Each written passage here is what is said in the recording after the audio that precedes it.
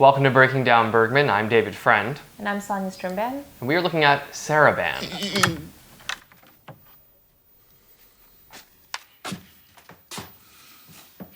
Marianne. Marianne! Va? Jag förlåt om jag väcker dig. Ja, det gör ingenting, jag somnar om. Ja, men är det något? Johan, är det något? Jag vet ju inte. Jag vet inte, men jag tror faktiskt att jag har, vad ska jag säga, en jävla ångest. Har du ångest? Och då får ångest? Ja, men jag ser ju nu. Jag ser ju att du är ledsen. Jag är inte ledsen. Det är värre än så. Jag har en jävla ångest. Den där ångesten är mycket större än jag. Den vill tränga ut överallt genom alla hål. Genom ögonen, genom skinnet. Genom arslet. Jag har en gigantisk mental total diarré.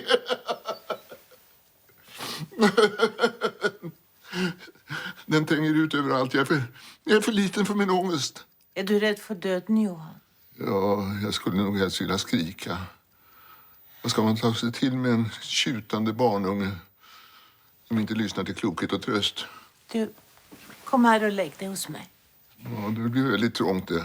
Men vi har ju sovit i smalare sängar än så. Ja, men vi kommer inte kunna sova. Det gör väl inget. Inte nu i de yttersta dagarna. Ja, jag får ta med skjortan. Jag är alldeles fuktig utav mitt illa befinnande. Ja, gör du det? We've reached the finale, Bergman's final film. Now, Saraband is often referred to as a sequel to Scenes from a Marriage, and I find it very interesting that it seems like audiences, and perhaps even critics, were very eager to see a second chapter in this storyline of these two characters that created such a sensation in the 1970s, and then Bergman never really seemed to live that down in his legacy. I think it's very tempting to think of a sequel from Bergman. So many of his films that involve couples are open-ended, and there's no real closure around what happens to that relationship or if they go their separate ways. It's very unclear. And so, you know, as a viewer, as a follower of Bergman, whenever there's an indication that there's a sequel, I'm always very curious. And the first time around when we watched Life of the Marionettes, and there was kind of a hint that this could potentially be a sequel to Scenes from a Marriage, it still felt very, very clumsy to me, and the two didn't really come together. It didn't seem like a natural fit. Whereas here, there's clearly a direct link. The characters are the same actors, they have the same names, they self-proclaim that they are themselves, you know, so many years later. So it's very interesting to watch the film and see what happened. Yeah, I think the fact that Saraband is a sequel raises the question, is that necessary? Because with Life of the Marionettes, as we talked about, it didn't really feel like that was something that needed to be done. But here I feel like Saraband benefits from being a sequel, or at least with viewers coming in perceiving it as a sequel, because it brings a history for each of the characters and some assumptions and some knowledge of their past that perhaps in a feature-length film, a director wouldn't be able to, you know, pack that all in. I don't know if I fully agree with that. I think it could have been a standalone film if it was just like Bob and Jane and not Johan and Marianne. Maybe, you know, that rich context actually worked against the film in some parts. I feel, for example, him introducing the characters of Henrik and his daughter, or Johan's granddaughter, Karen, it was kind of awkwardly placed in the film. There wasn't enough of a history. Like, it was really imbalanced because we felt like we knew Johan and Marianne so well. And then there's this intention of complexity between these other relationships in the film, but we don't know them at all. It's a blank slate. And so it actually makes that omission very, very glaring for me. And it was very difficult to invest in those characters and the kind of traumas and, you know, dynamic that I think he was trying to portray, that kind of intergenerational conflict. I think maybe Bergman was trying to experiment in this area, but I think that also is where Saraband falls short. The characters of Marianne and Johan aren't the only familiar thing in this film. Structurally, he also borrows from many previous productions. So for example, we're introduced to chapters once again. or stanzas, if you will, or acts in a play, scenes. like in a marriage. Another piece that's also quite familiar is how he chooses to frame the film. So it begins with Marianne sorting through a bunch of photographs and old letters and keepsakes and giving a direct narration to the camera, and it ends exactly the same way. And we've seen that kind of bookending from Bergman before. So, structurally it also had a familiar feel, and it was almost really easy to enter the narrative because you've seen it so many times. What to me made Saraband unique was that this is a portrayal of two elderly people, a couple that was, and now seem to be again, at least at this location. Why has Bergman chosen to tell this story now? What is the purpose of returning to Marianne and Johan so many years later? Is it something that Bergman felt he needed to portray on the screen now in his life from his own experiences? Was it just a creative need to return to these characters?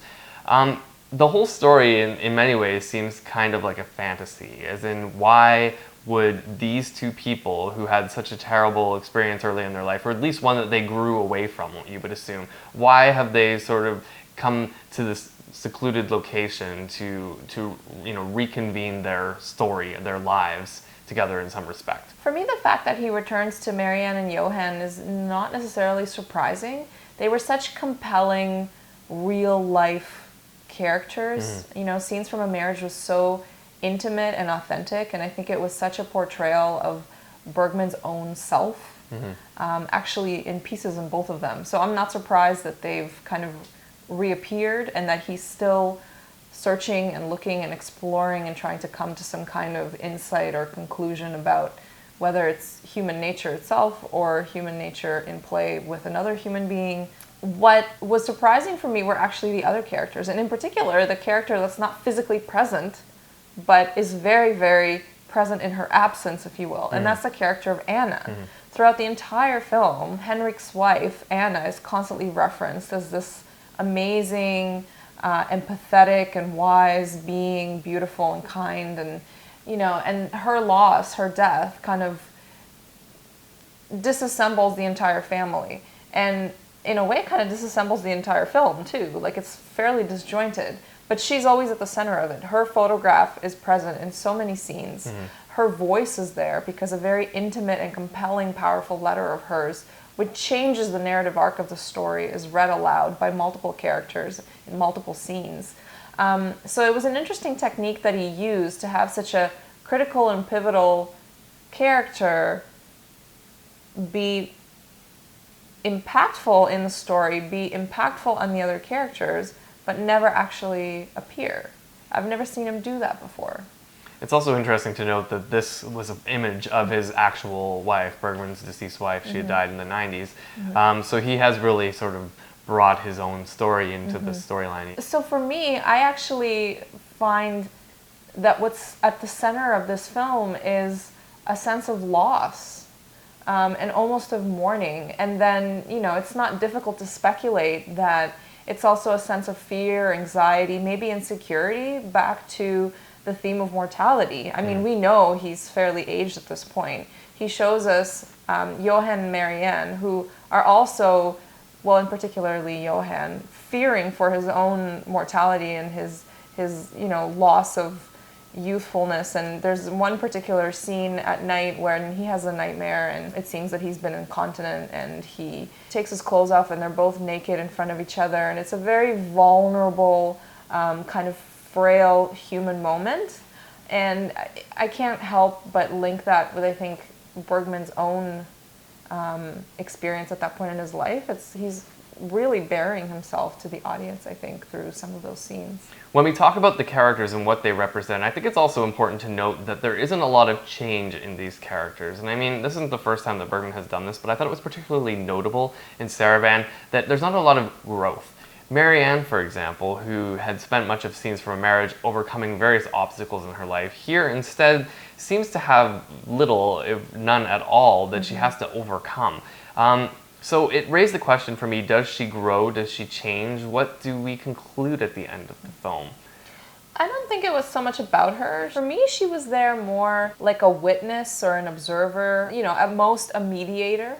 I think she was more of a foil, you know, and other characters had discoveries kind of based on how they interacted with her, but she was more like a prop. And I think that's why he used her also as the narrator and the bookender of the film. It was a signal to us. I think the only character that really had any growth or even any potential for growth in this plot is the youngest character, the character of Karen. She's the only one that, you know, went through some ups and downs and came to her own conclusions and had some reversals of thought and opinion. But even that is pretty formulaic. Like, she's a young person, she rebels against her father's wishes, she wants to do her own thing, and eventually she leaves. Like, it's pretty straightforward. But the older characters, Bergman sort of presents them as people who have gone through struggles and maybe haven't come out as a better person. They haven't grown. If anything, they're just as selfish as they were at the beginning. I mean, we conclude the film having some of the most self-centered moments that you see throughout the entire storyline, and arguably some of the most self-centered that I think we've seen in a Bergman film, in some respects at least. Of course, I'm saying that in the context of knowing that Liv Ullmann spoke about her time shooting the film Faithless, which was not a Bergman film, but one that she directed. And she worked with Erland Josephson, and apparently when they were not on camera, they had wandered down the beach and sort of played the characters of Johan and Marianne as they would be older. And they played them, as she said, you know, not any wiser. So it's interesting to see that that actually was the start of Saraband's development into an actual script.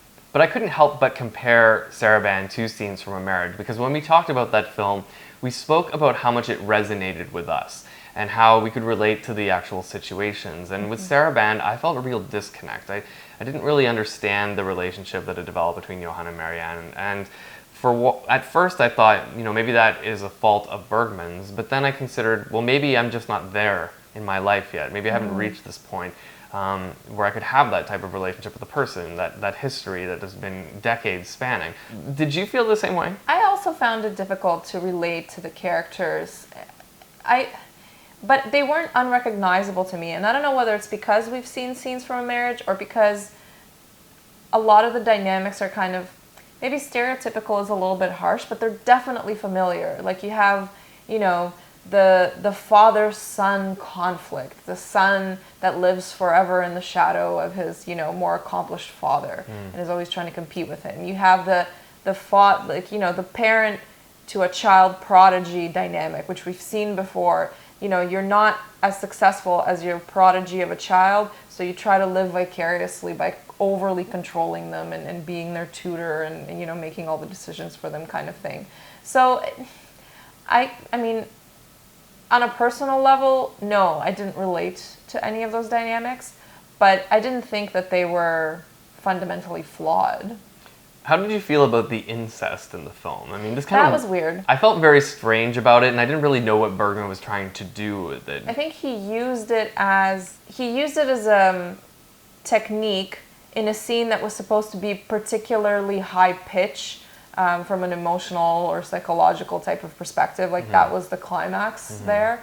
And perhaps when we get that emotional and there's so much at stake, lines are crossed between people, regardless of who they are. And I mean, it's not the first time we've seen him resort to incest or hints or references to incest.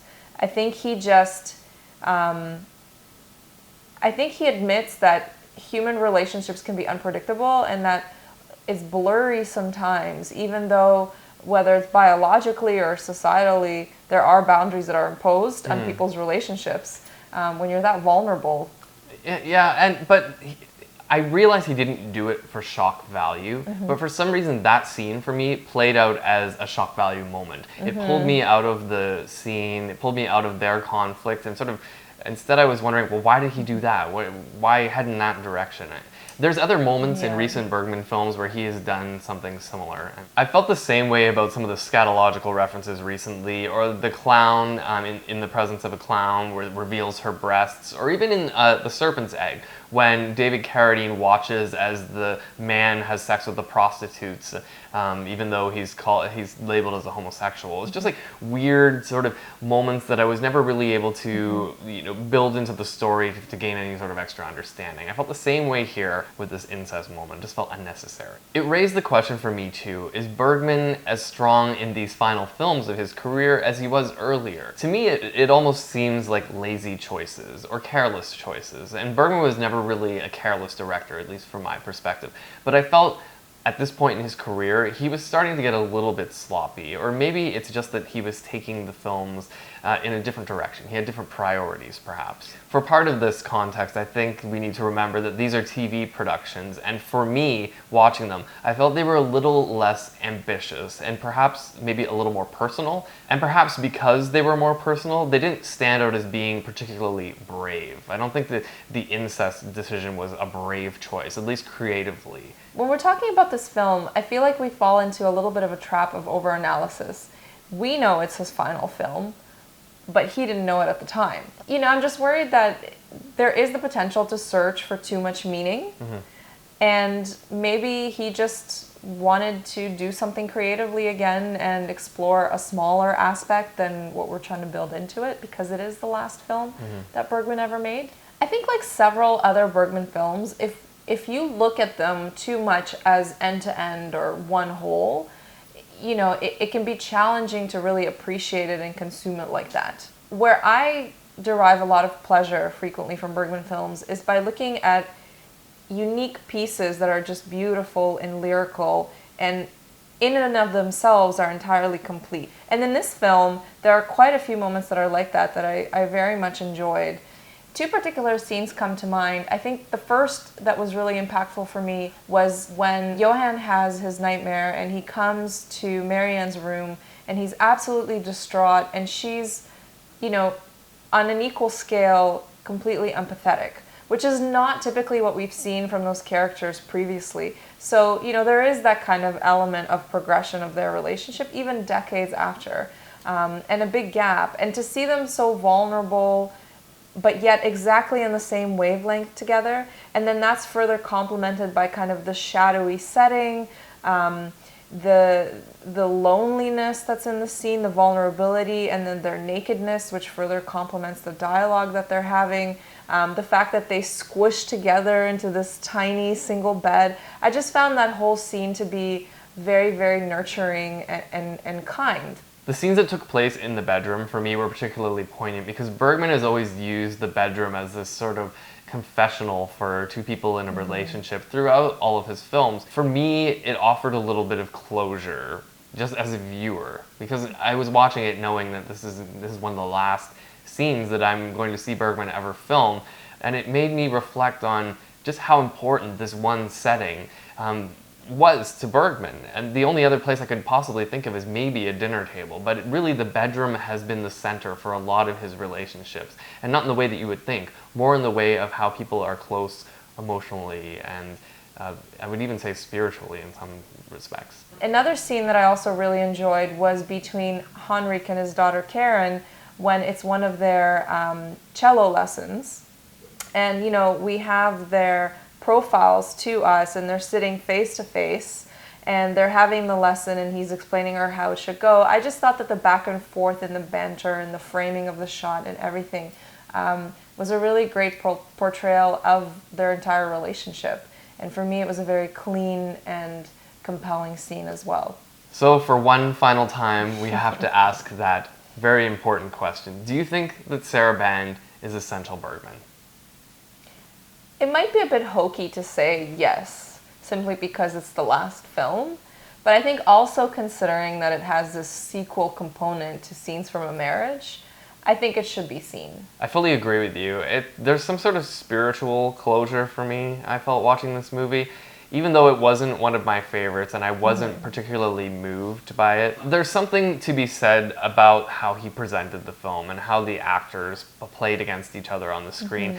There was some sort of magic in it, and I can't even explain it. There's a feeling in the air, in the scenes, that few other Bergman films have had. And the tone has certainly changed as Bergman moved into the final stages of his career, and I think that Saraband sort of personifies that in many ways. You can maybe brush away a lot of the films that he did in the 80s and early 90s and instead watch Saraband. I think it offers a good amount of closure. It really was nice to see these characters, these particular actors, back on screen together again. under Bergman's direction. That brings us to the end of this episode of Breaking Down Bergman, but that doesn't mean that we're completely finished. We're actually going to do a separate video where we discuss this entire journey that we've taken over several years and what we've learned, some of the conclusions, and some of the experiences that we've had in this completely random project that we've taken on. And hey, we're still friends. Yeah, yes we are. So be sure to watch that video as well, but that doesn't mean that you still can't subscribe to the channel. Or check out our Facebook group.